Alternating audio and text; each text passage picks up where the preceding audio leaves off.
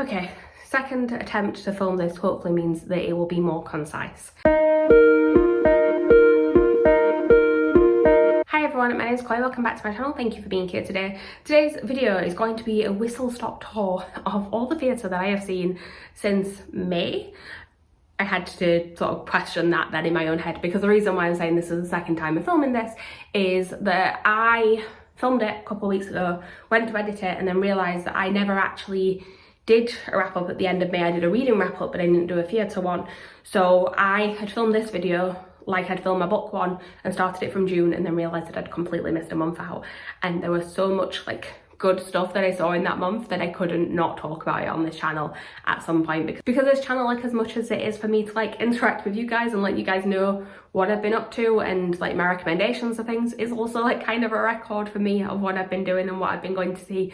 So it felt wrong to not have this on there, especially because this year I've very much been trying to incorporate theatre more into my channel, and I've been doing these theatre wrap-ups. I will say they may be changing slightly going forward. There will probably still be one at the end of September, like well the beginning of October before September. After that I'm thinking of doing like maybe like quick reviews every week or every other week of things that I've been to see, so that they are more like as and when they happen, just because I'm going to see more and I'm going to see more new things as well. And like a lot of the things I'm going to talk about in this video have actually already closed, so being able to do them a bit more in real time will help me to like actually give you recommendations. I mean, I don't know if people are actually coming here for recommendations of shows, but if they are, it's nice to be able to tell you things when they are actually still open, because sadly some of these you can't go and see anymore, but some of them you still can. Some of them hopefully they will come back in a different way in the future. We will get to that, but now I am going to talk you through all of the shows that I saw in May, June, July and August, but especially considering that the last wrap up I did ended on like the Thursday that I moved to London. So I've been in London this entire time, which has meant that I've seen more shows than I did do for the first half of the year. I have limited myself, so I've made a little list of everything that I've been to see, and I'm saying that I'm allowed to talk about like 3 things for each show, so it's going to be very quick, very speedy, rather than like an actual full these are my thoughts on each show. I'm just going to give you some key points on each one to try and keep this as streamlined as possible. And you know how we're going to keep that streamlined is I'm just going to stop rambling my intro and start talking about the shows. So let's go. So the first show that I saw in May is definitely one that you can't see anymore, and that is A Streetcar Named Desire. Now the reason this is one you can't see anymore is because I actually saw it in it last week. So this was the West End transfer of this production as play that started at the Almeida. It's directed by Rebecca Frecknell, who is most recently known for directing the West End version of Cabaret. It starred Paul Mescal, Patsy Ferran and Anjana Vasan, and the cast in this, absolutely fantastic. Like I don't think this is a play that I would necessarily want to go and watch again, although this particular production of it was fantastic, and like I said, the cast was fantastic. I feel like this is sort of the version of this that I would like to see, but I'm not sure if I would necessarily jump to go and see this play done by other people, if that makes sense. My 3 things to talk about in this was the performances, the staging / directing, and then the other thing was how I actually got the tickets for this. So I did the lottery for this, which was a fun one, when you went and sort of stood outside the theatre for a few hours. If you were then in the first 30 people that got there, you got given a glow stick that you all then had to stand there at like 3 p.m. and snap. And if your glow stick actually glowed, you got to buy one of the £10 front row tickets. If it didn't glow, you got offered £10 standing tickets instead. We ended up getting the standing tickets, and my feet very much hurt by the end of this, but it was worth it because I got to see this Olivier Award winning production in its final week, when otherwise I would have been paying like about £200 for a ticket. Very glad I did not have to do that, but it was well worth the £10. The next show that I went to see, continuing on my run of seeing Olivier Award winning transfers to the West End, was Oklahoma at the Wyndham's Theatre. This one had previously had a run at the Young Vic last year. I was really sad I'd not seen it then, because there was some of the cast who didn't transfer, Marisha Wallace essentially, who I really would have liked to have seen in it. But that being said, the cast in this version, fantastic. Like Georgina Onuora as Ada Annie was incredible. I actually already had tickets for this book like a month later, but we got rush tickets this day so that we could see it before Georgina left, because Meg had already seen it and she was telling me how good it was, and I really wanted to see her version of Ada Annie after seeing her perform at the Oliviers, and she did not disappoint. The rest of the cast were fantastic as well. Anushka Lucas as Laurie, every time I went to see it, like I couldn't take my eyes off of her. I say every time because I have seen it multiple times, which I'll get to later on in the video. But my other key thing to say about this is that it is very much a twist on a classic. Oklahoma is a show that has been around for years, but this is a very different version of it, and it kind of makes you look at the story from a different light, because the story, when you actually break it down, is not the nicest. Like, there are some bad things that happen in it, and I just really liked this sort of more modern take on a classic. And I feel like this is actually how I like to see classics being done, is when they do something a little bit different from the kind of standard interpretation of them. And of one that sadly you can't go and see because they did close at the beginning of September. I'm very sorry. And we're gonna carry on with that, because the next one I actually saw 2 times in a row, so we get to talk about 2 things in one, and that was A Little Life. This was a play, not a musical. I feel like I should state that, because this show would not work as a musical. This was one of the longest nights of my life, but like, I very much appreciated seeing it. Like, it's a really hard one to explain. Basically, I went to see this twice in 2 weeks. I finished the book of this on the day that I went to see the show, like literally an hour before we left the house. I was not originally supposed to be going to see this play at all. I ended up taking someone's ticket when they couldn't get down to London that day, so I went with Meg, and we had on stage seating, which basically, as it sounds, there were these seats at the back of the stage, so you were sort of looking out, so you were looking onto the stage and then with the audience behind, and it was intense. Especially like, you come back from the interval and one of the actors is sat there like as close as this camera is to me right now, and it was far too close. But especially for like how harrowing this show gets, like it was like you couldn't escape from it. But also, like, I feel like that's one of the best ways to see this, because it is a very intense and very painful show, and like the characters can't escape from it either, so why should you? Which doesn't sound healthy at all.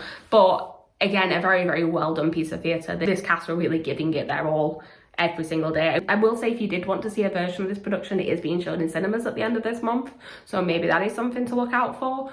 But yeah, I'm very glad I went to see it. The reason we went to see it the week after is that we won lottery tickets, so we went back and saw it again. But yeah, basically my notes for this one was the onstage seating, which I've already discussed, the cast being fantastic, and then the pain that it caused. Yeah. Next up, we're going to talk about the first time of many that I've seen this show over the last few months, and that being Moulin Rouge. This has very much become my comfort show since I've moved to London. I am planning on doing a video all about how I get tickets and things, because there are various different ways to get cheap tickets. For this particular performance, I got a standing ticket, which Moulin Rouge releases on the day or sometimes the night before.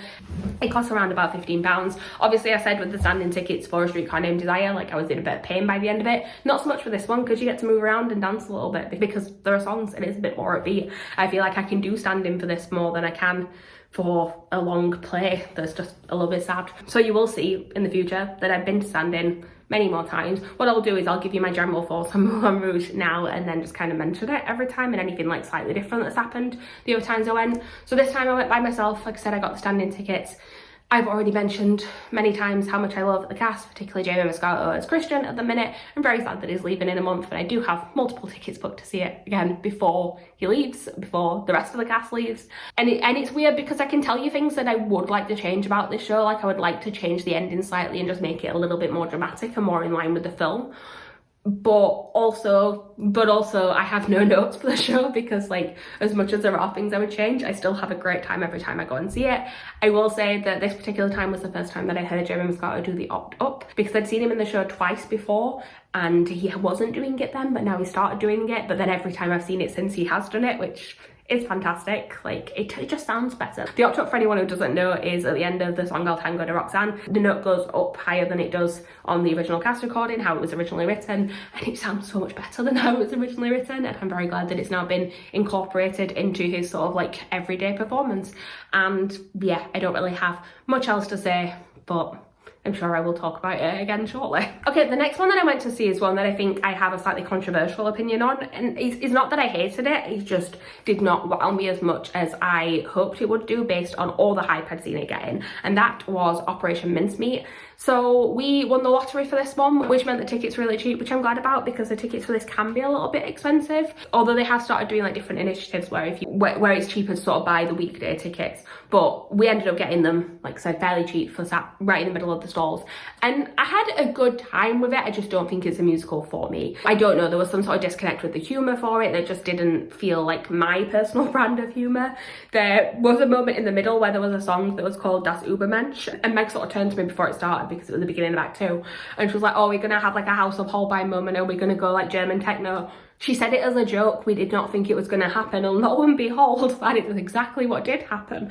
And it was a very surreal moment where we were just like, what are we watching right now? But like, it was a good enough time. I've seen people that enjoyed it. Our other housemate Abby very much enjoyed it when she went to see it, and I'm glad that people are loving this so much. It's really nice to see the success that it is having for being like a small show that's kind of started having all these really smaller runs and then moving to such a successful run on the West End. It's really lovely to see that happen for a new British musical. Sadly, it's just not one for me. What I will say though is that the cast were all incredible. The cast were doing the most on that stage and they were great. It just, like I said, the show wasn't for me, sadly.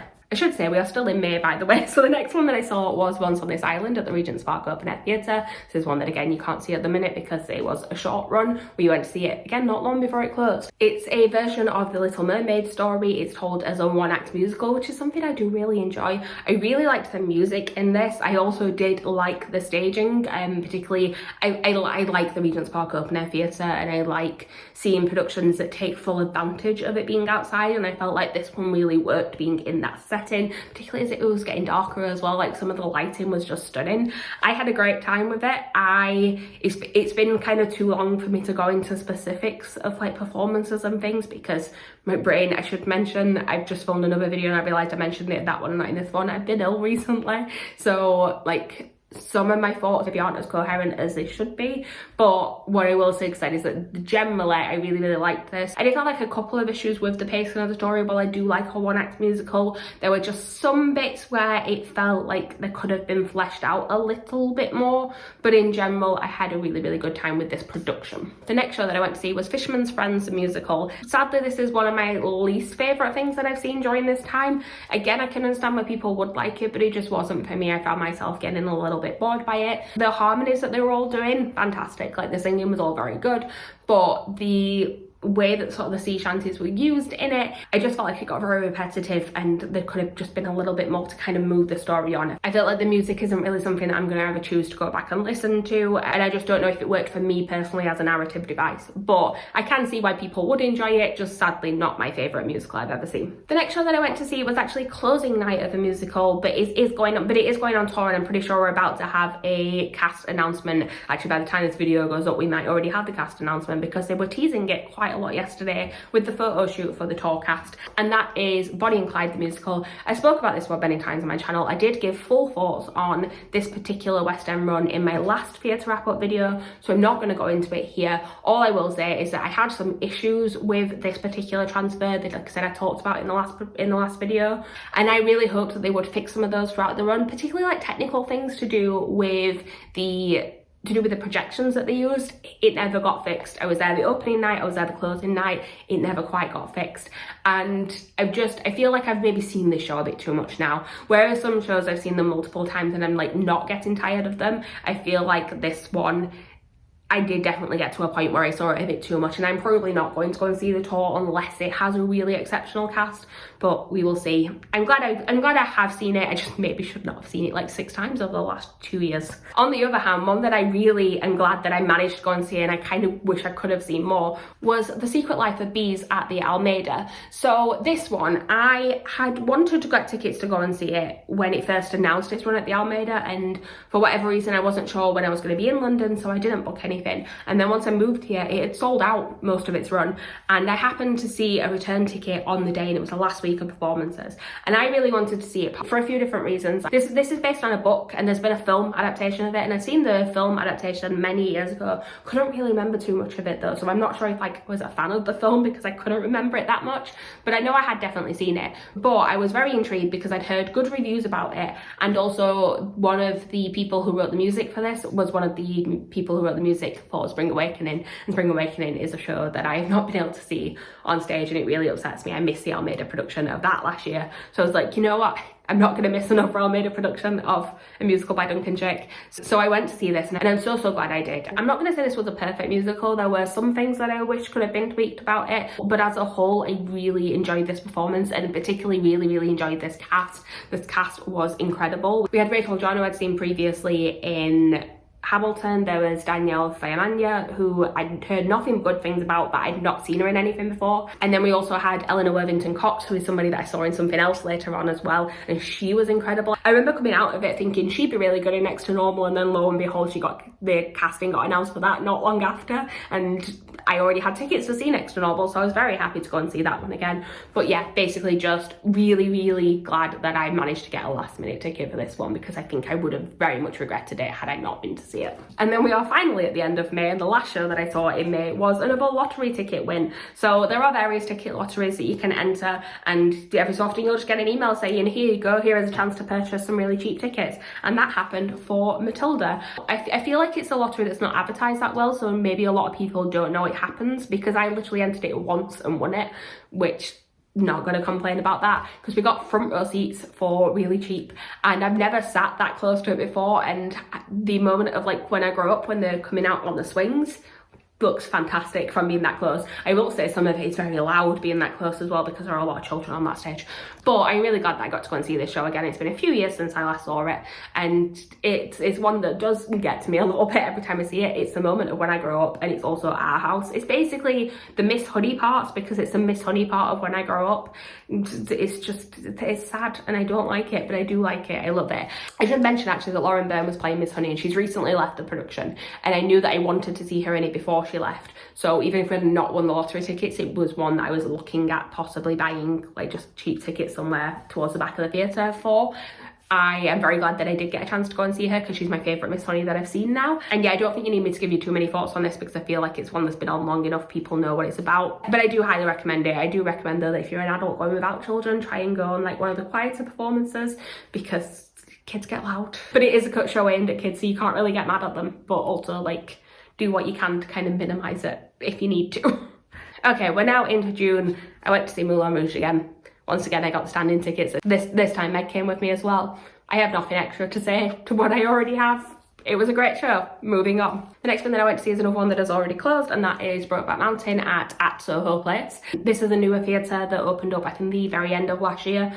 It's near Tottenham Court Road Tube Station, and I've seen a few things here now, and I really like the venue. It's in the round. I don't think there's a bad seat there. I've sat in a couple of different places now, and every time I've seen something I really enjoy, and actually I really want to go back, because the production that is on there now I also want to see. But we're going to talk about this one at the minute. This had Mike Faist and Lucas Hedges in it, and it is based on the short story Brokeback Mountain, but also the film Brokeback Mountain. I feel like it hit all the parts of it that you were expecting it to as an adaptation. I have read both the short story and seen the film, and it felt like it was more similar to the film, but that might just be because that's what I remember more. But it felt like it had all those key moments. I really liked how they kind of framed the story, because they had an older version of one of these characters. I won't say which, because that would spoil things, but they had an older version of one of these characters kind of overlooking everything, and I felt that was a really good framing device. The performances were fantastic. I just very much enjoyed this play, and there's not too much else to say. Okay, we're on to another repeat, and this one is Oklahoma. This time I went with my mum. Sadly, she did not enjoy it as much as I did. I don't think she really likes the twist on the classic as much as I do. She very much enjoys the classic instead, but she was the one that wanted to see it in the first place. It just happened to be that I was the one who ended up going back multiple times, and this is not the last time you're going to see it in this video. The next thing that I went to see is one that I travelled for. I had a nightmare journey, not so much getting there, but getting back. It was a whole thing. But it was worth the trip, because I got to see a Sondheim musical that I've not seen before, and that is Assassins. So this is one of the Sondheim musicals I was kind of less familiar with before, and I think there's a reason for that. I do think it's not my favourite of his shows. Like, musically, I don't think there's as many sort of standout songs that I will remember as, say, in Into the Woods or Sweeney Todd or Company. But I'm very glad that I went to see it. The cast were all spectacular. I feel like that's kind of one of the things I fall back on in this video, is that the cast that I've seen have been phenomenal recently, but the cast were all very good. It was led by Danny Mac, as you can possibly see from the programme.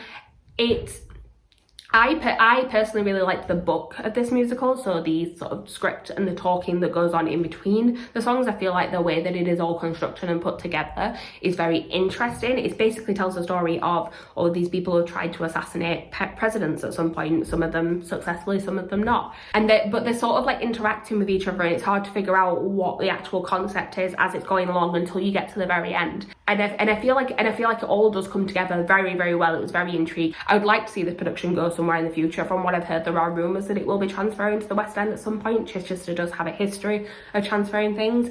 Although, like I said, it's not my favourite Sondheim. I feel like it's one that is worth a watch. And they did a lot of stuff with the production of this, actually. Like, there was a whole pre-show element as well. Like, it did the most. And I had a good time watching it. I then went back to Moulin Rouge and did standing tickets by myself again. And once again, I had a good time watching that. And I have nothing else to say. The next thing I went to see is something that I had no idea if I was going to like this or not, and I had a surprisingly good time, and that was Buffy Revamped. So this is a one-man show, and it has a person dressed up as Spike from Buffy, essentially recapping all 7 seasons of the show in a comedic way, and I did not know if that would be something I would enjoy.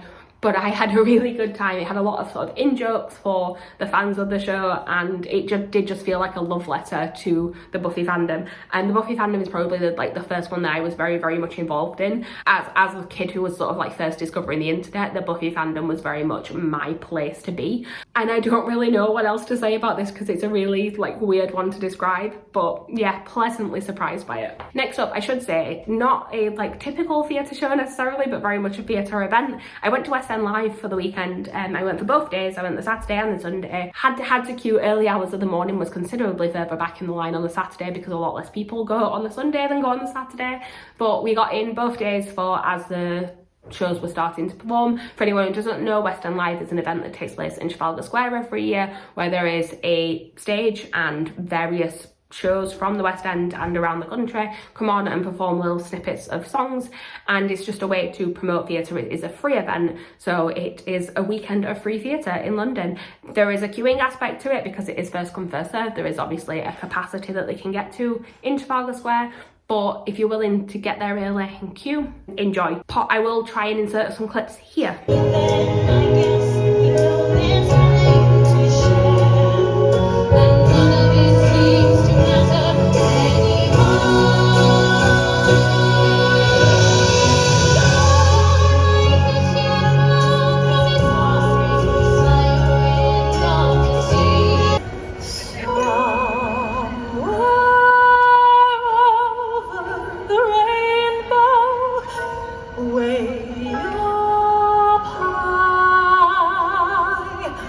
There's a land that I've heard of once in the lullaby.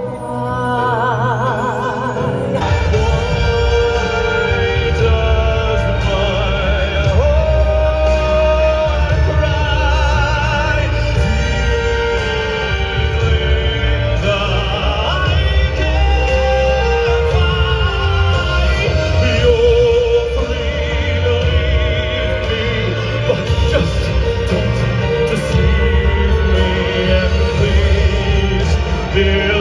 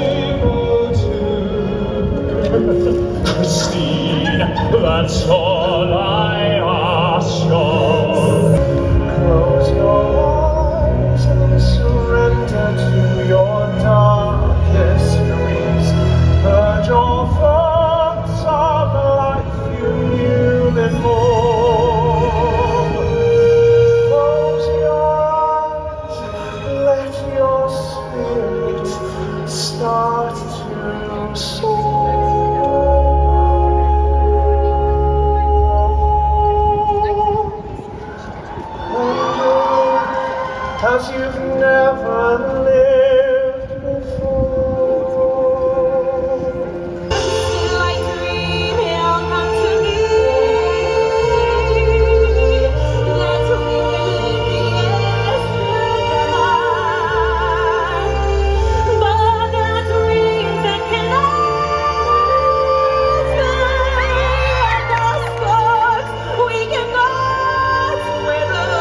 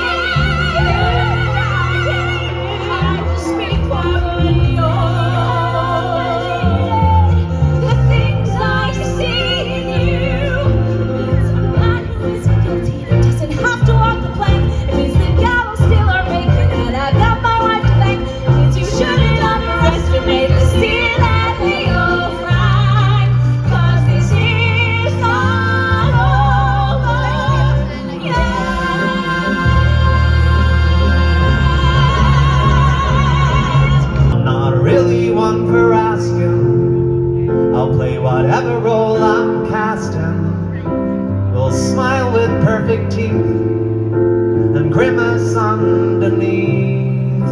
I learned back in my teens, there's no point in protesting if you look good in tight jeans. That's what they'll want you dressed in once you're known for low-cut tops.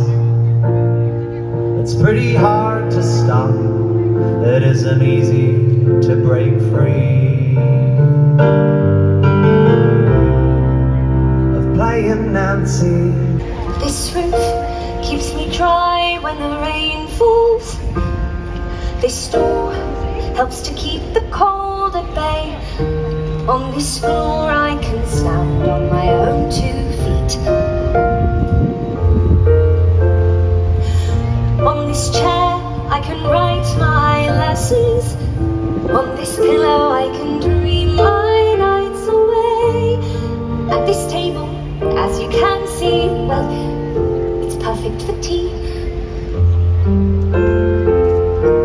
It isn't much, but it is enough for me. Make it work, make it easy, make it clever, craft it into pieces, make it sweet.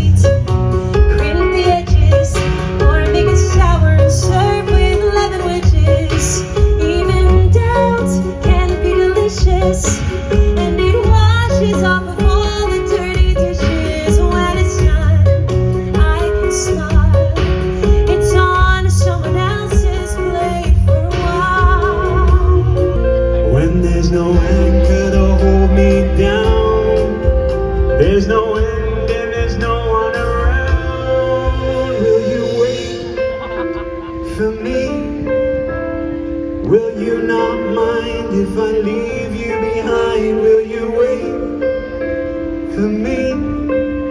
like a silver thread I can keep in my head. Or will you promise me to pull me back to my home, which is you alone? I am not going to go through each individual performance. We stayed for the majority. I left a little bit early on the Sunday because the weather was starting to not be great, but it was a really good way to see some favourites and also see some things that got me excited about other shows that I actually ended up buying tickets for some of them afterwards, so it did its job essentially. The next thing that I went to see was Les Miserables. I've seen this many times, so I'm not going to go into like specifics of why I like this show or what I don't like about the show. To be honest, I like most things. What I tend to look at now when I go and see Les Mis is, because I've seen it so many times, the things that change every time I go and see it are the performances. The new Valjean, Josh Pitterman, has started since I last went to see it.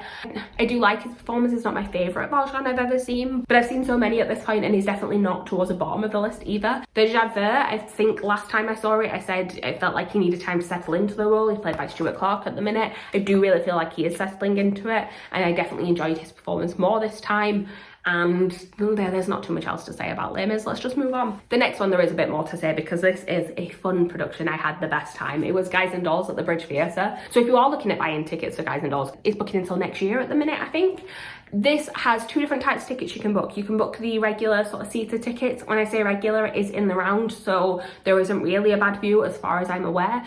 The other tickets you can book are the immersive standing tickets, which is what we did, and they are so fun. Basically, the stage isn't a stage as you would typically think of it. It is a collection of platforms on the middle of this floor area that rise at various points throughout the show. So the stage is kind of a different shape for every scene. Sometimes it changes in the middle of a scene. And what they do is they have a number of the audience stood on this floor section, and you are kind of ushered around throughout the show to stand around these raised platforms. So you're sort of moving with the stage as it goes. And there are times when you get involved with the cast as well. There's times where they're like handing things out to you. They're handing out leaflets and like party hats at one point. There's a bit at the beginning of the second act where I will say, grab one of those tables in the interval, because then they come and like ask you if you want to order drinks to your table, and then you get to be very involved in the first song in the second act. It's just a really, really fun time. At the end of it, it becomes like a dance party. If you can do the standing tickets, I know not everyone can stand for that long, but if you are able to do them, I do highly recommend them. I had a great time. But also I think even if you don't do the standing ticket, you will just have a good time at this show, because I think the energy that brings into this performance just really sort of escalates it to another level, and I didn't see anybody leaving the theatre who didn't look like they had a great time. Also, again, cast absolutely phenomenal. Speaking of a phenomenal cast, the next thing I went to see was Crazy for You, and Charlie Stemp in this, so good, so very good. He was the main reason I went to see it. It wasn't necessarily a show that I like thought I was gonna love, and like I had a good time. It's not one that like I need to necessarily go and see again like repeatedly, but it is worth the ticket just to see Charlie Stemp. Like, he is so very good in this show. And I should say once again, they do a lottery for this, and that's how I managed to get tickets for it. Okay, we're on to some repeats again. The next one that I went to see was once again Oklahoma. I did not realize how many times I saw this during these months, but it's because like I think pretty much every time I went to see it was during this time, was during these months that I'm talking about. I think this was the last time for a little while. This time I went because we went with Becca, because she wanted to see Arthur Darvill, who was about to leave the production. He was playing Curly McLean. Becca didn't love it quite as much as the rest of us did. There was also me, Meg and Abby there, and we all had a great time. Becca, I don't think it was necessarily a show for her, but she was glad she saw it. I was also glad I saw it. We're gonna move on to the other show that I went to see again, and that was Moulin Rouge. This time I actually had a seated ticket, because they reduced a ticket that should have been like £100 and something in the Royal Circle to £29 on the day, because it was a single seat on its own, and they would rather reduce it so that it actually sells, and I took advantage of that. And I am not mad about it. One that I maybe could have done without seeing though, sadly, is the next show that I saw, which was Glory Ride, which I saw at the Charing Cross Theatre. Now, this one, I'd seen a bit of it at West End Live, and the music sounded fine. Like, it wasn't necessarily my favourite, but it sounded fine.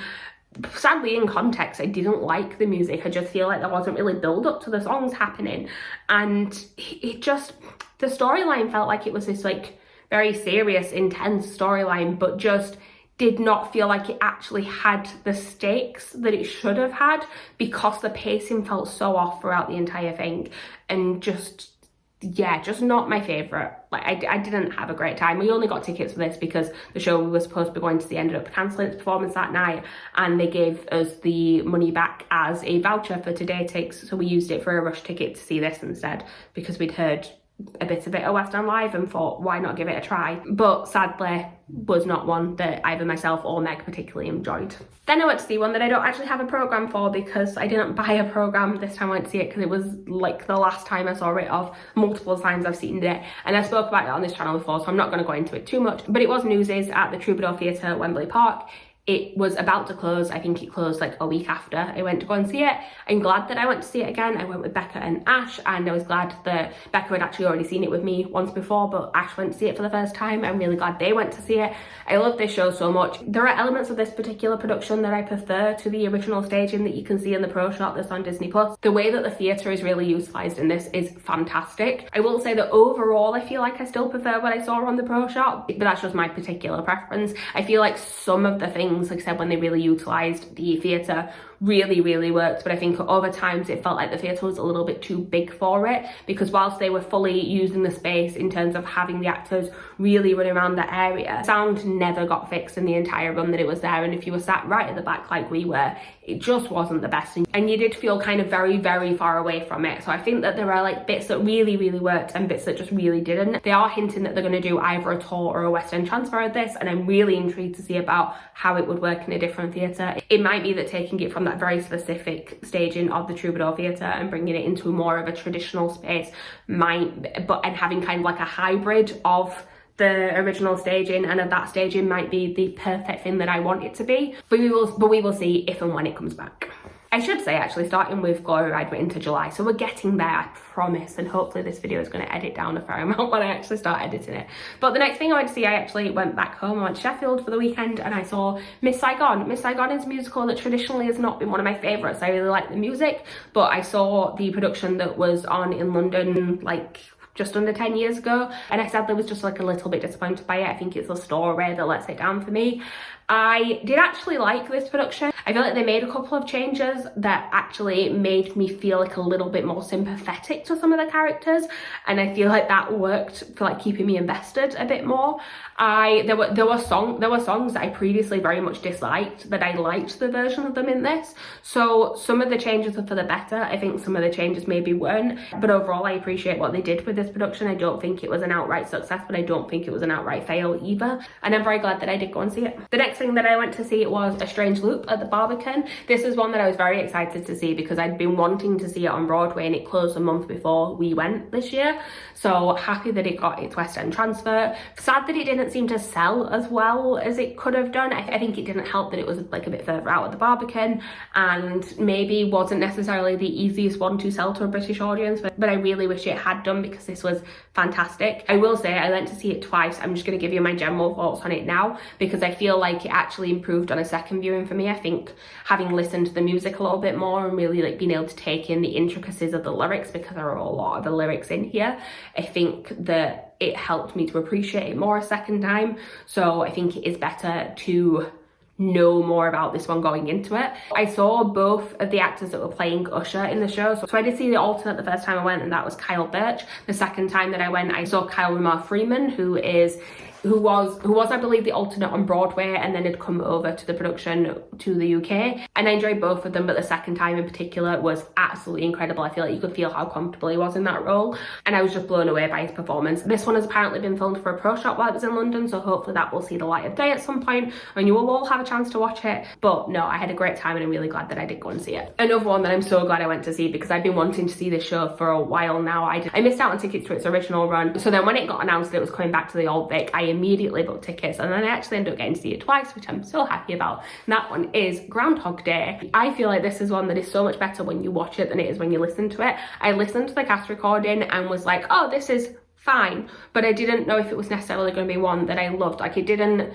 Like of the two Tim Minchin musicals that I've listened to the cast recording of, Matilda is one that I can kind of listen to on repeat, whereas Groundhog Day didn't kind of get that from me immediately. But then I went to see it and it was so good. It has comedy in it, but it's also really heartfelt, and it just was sort of the perfect mix of everything that I wanted it to be. The staging of it was fantastic. There's a couple of key songs in there. I feel like Hope is one that everyone talks about, but also like If I Had My Time Again. There is a bit to do with like a fairground ride that just looked stunning seeing it in person. And yeah, I really love this show, and I wasn't necessarily planning on getting tickets to see it again, but then Meg and Abby were getting tickets and I was like, you know what, I'm gonna join you because why not? So you will see me talk about it again in a minute, but I won't go through it in depth. All I will say is that second time I saw it, I had restricted view tickets, so I did miss out on some of the staging of Hope in particular, which was sad, but the first time I saw it all and it was fantastic. The next thing that I went to see was Phantom of the Opera. I went to see this for sort of one last time before the Christine and the Raoul at the time, alongside a couple of other cast members, all left,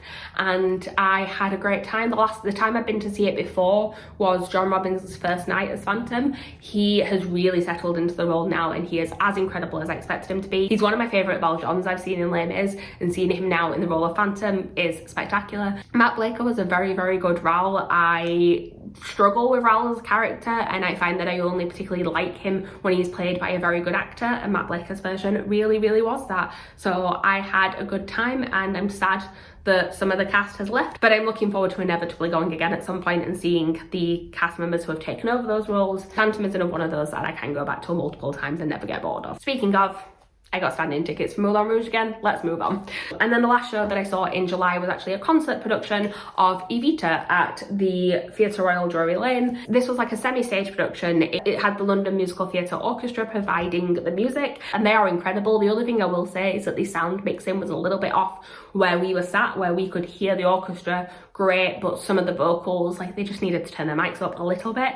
But the moments where you could hear them, they were all incredible. It had Ali E. Cravalho, who you possibly know as the voice of Moana, was playing Eva Peron. Her version of Don't Cry For Me Argentina, fantastic. I really like Evita as a show. I don't love the film adaptation of Evita, but I do love the show. I would like to see like a fully staged production of it again at some point in the future. I've seen it before, but I would like to see it again at some point. So fingers crossed. So fingers crossed that the revival eventually.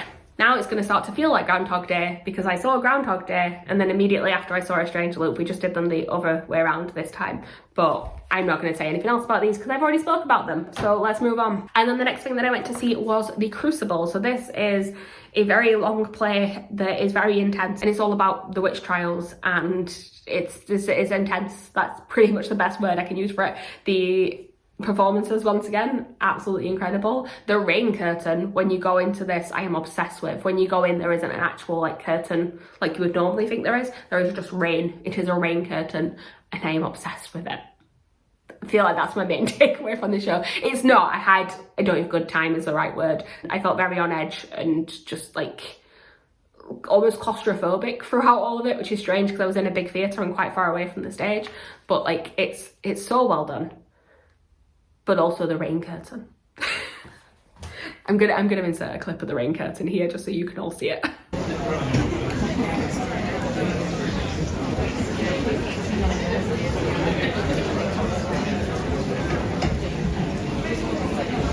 How good does that look? Speaking of rain, this one did not have a rain curtain. It was just outside, and it decided to chuck it down for the last 20 minutes of the show. And that is La Cage aux Folles, which I saw at the Regent's Park Open Air Theatre. I was not as lucky as I was last time. This time, as I said, rain, and it was terrifying because there were a lot of drag queens in the show, and like the end bit is obviously like a big performance of the drag queens, and they had heels on, and I really thought they were all gonna slip. They didn't. Like, hats off to them. It takes a lot apparently to cancel a performance at the Regent Park Open Air Theatre. They will try and persevere through it as much as possible, and that is very much what they were doing this day, because it was just like a sudden downpour. But yeah, it was not the happiest when I left the theatre at the end. Just like very much needed to be in my house and be getting warm again. I enjoyed this show. It wasn't my favourite. I feel like there was a lot of build up to very little payoff. Basically, it's about this guy who's just got engaged, and he is introducing his fiance's family to his family, and his immediate family mainly consists of his dad and his dad's partner, who is a drag queen. And his fiance's family are very conservative. One of them is actually like a political nominee and has like their whole like campaign is based on like conservatism and trying to shut down clubs like the one the boys' parents work at. And so essentially he says that his dad can meet his fiance's family, but his partner Albin can't. And obviously that's not going to go down well. And it feels like there is a lot of build up to this actual meeting of the families happen, but then it only happens for like the last 10 minutes of the show, and it just feels like there's not enough payoff. Like I would have liked to have actually seen more of that night and the sort of like charades that are going on around them trying to like keep each other apart and things. It just felt very, very quick and rushed at the end. But the build up to it I did enjoy, and the characters I did enjoy, particularly Albin, who was played by Carl Mullane. Like that performance was incredible. I feel like it was a good production of a show that just isn't my favourite. Like I feel like it's the actual show itself and the pacing of the show that I think needs work, but the production that they did of that material was very, very good. Okay, we are getting towards the end, I really promise. So the next one that I went to see was Ride at the Southwark Playhouse. This is a show that this is a new show that keeps coming back in like various smaller venues. It keeps getting like slightly bigger each time it comes back, and I've heard nothing but good things about each production, but I wasn't sure if I was gonna like it just because I didn't know that much about it, and I'm happy to report that I had a fantastic time. Me, Abby and Meg all went together, and I feel like all of us sort of came out going, that was so much better than we expected it to be. Not because we expected it to be bad, but just because all we knew is that people had liked it, not like any specifics of it. And even the specifics we did know, it was like, oh, okay, well, like I'm not quite sure like why that works, but okay. Because basically what I knew is it's about this woman who was the first woman to cycle around the world,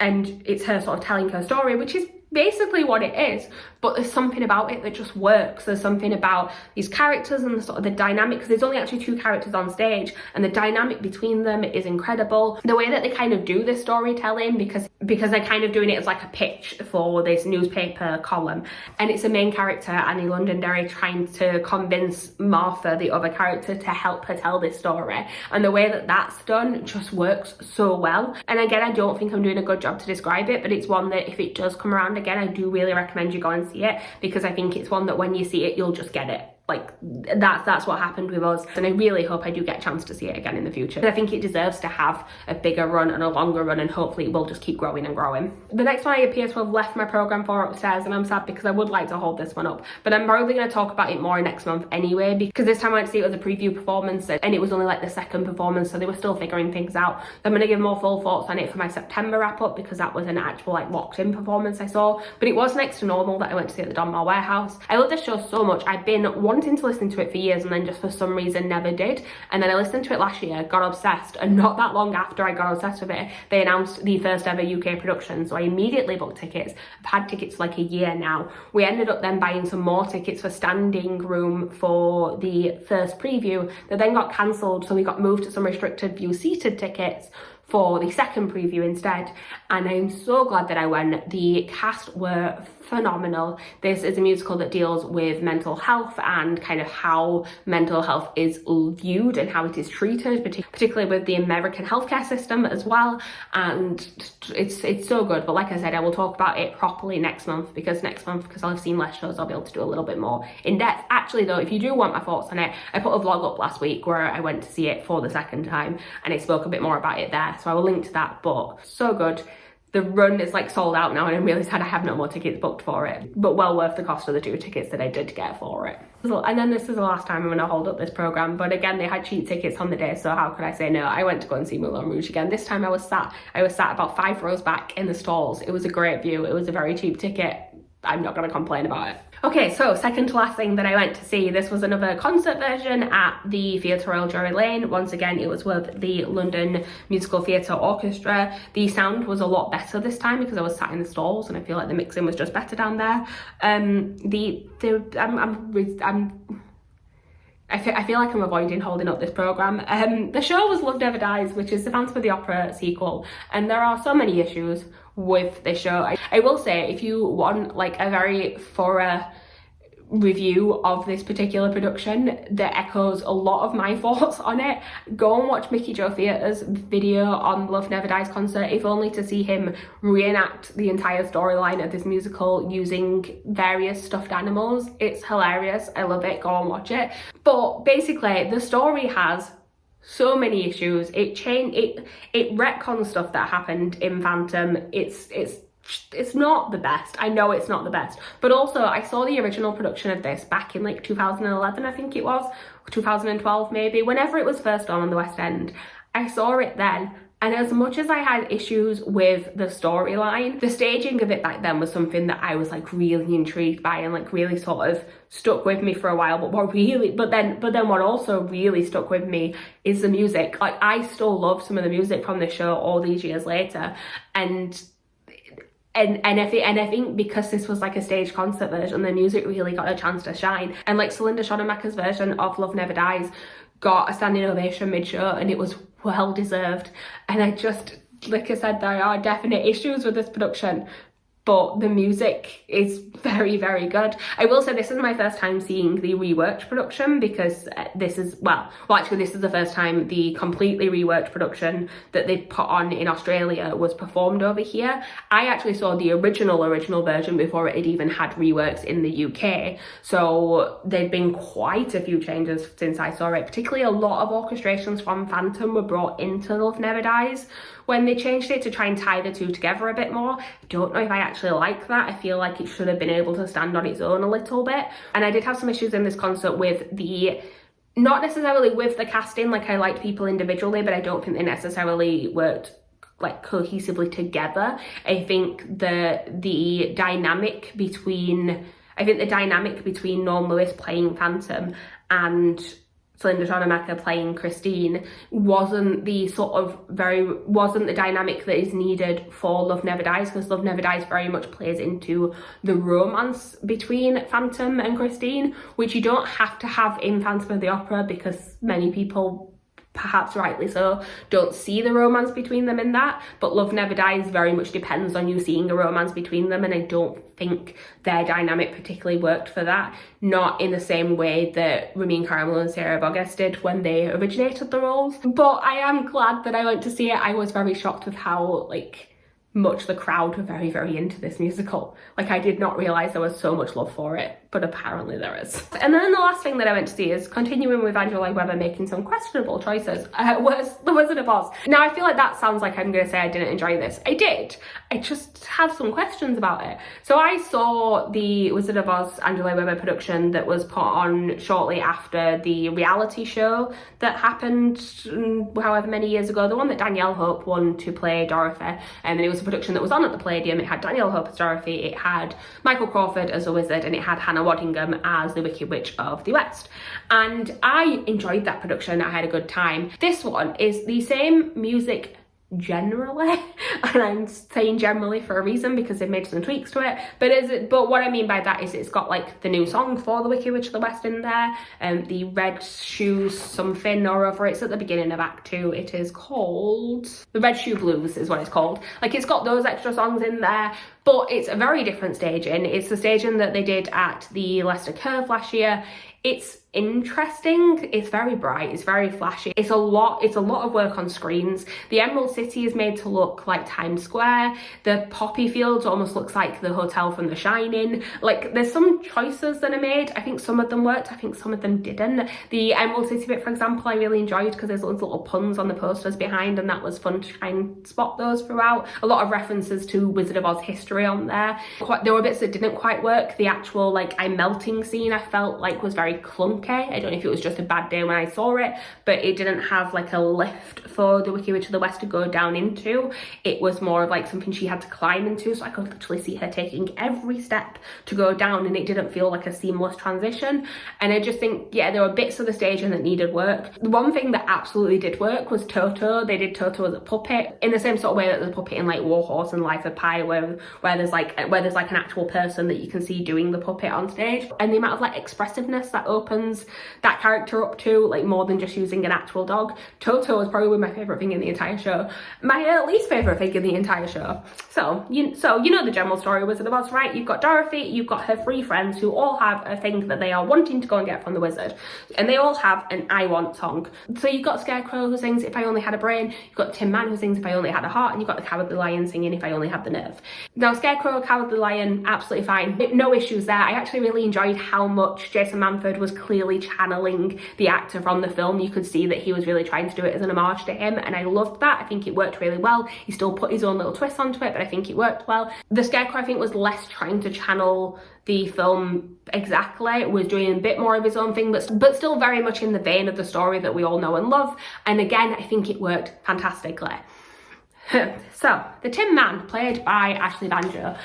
Now, I knew that they were going to have to do some different things, because from the second that you hear him sing at the beginning, you know that singing is not necessarily his strong suit, which I think there were questions about this when he was first cast, because he is known as a dancer. And I did find it a bit weird that they decided to cast him as the Tin Man anyway, because surely the Scarecrow is the one that's more physical and can do more, and you could do more choreography wise with.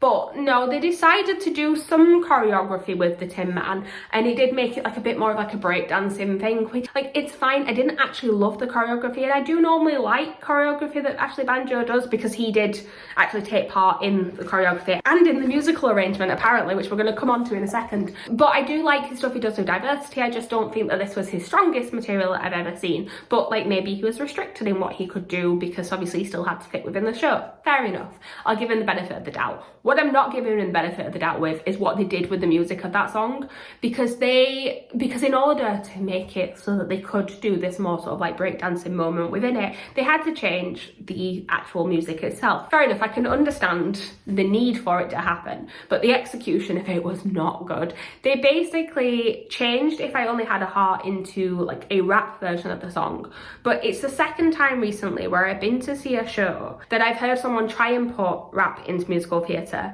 and seemingly the only point of reference they have for this working before is Lin-Manuel Miranda, and they think that they have to make it sound as much like that as possible, because Lin-Manuel Miranda's music has a fairly specific like rhythm and cadence to it. Like, you can hear a song and go, I know who that was written by. And that's what this felt like. It felt like someone took If I Only Had a Heart and put it over a rhythm from Hamilton and was just like, there we go, that's all we need to do. It felt so out of place, and me and Meg were looking at each other trying not to laugh throughout it. It didn't work. It was my least favourite bit in the entire show, and I did not expect to go on a rant about it at the end of this video, but there we go. I am intrigued because they've just announced one of the touring cast, so it seems like they're gonna have like stunt casting at different venues on the tour, because they've announced casting for Liverpool but not for the full tour. And the casting for Liverpool has Aston Marigold from JLS as the Tin Man, and he's someone who can actually sing, so maybe like it'll sound a little bit better. Maybe they'll change the orchestration again a little bit and make it more so that he is singing rather than rapping it. I don't know. I'm intrigued to see what they do, but also I don't think I'm gonna go and see it again. I had a good time, it was still fun, but it's just, yeah, not my favourite production of The Wizard of Oz that I've ever seen. And that is a like sad note to end the video on, but that is everything that I saw in the months of May, June, July and August. That is a lot of shows. I'm gonna keep up to date with these. Like I said, I'm gonna try and do more like every couple of weeks, just doing like mini reviews on things instead, so that one, I can give you more in-depth thoughts, and also so I can give you them closer to when I'm actually seeing the shows. But we'll see how that actually works out.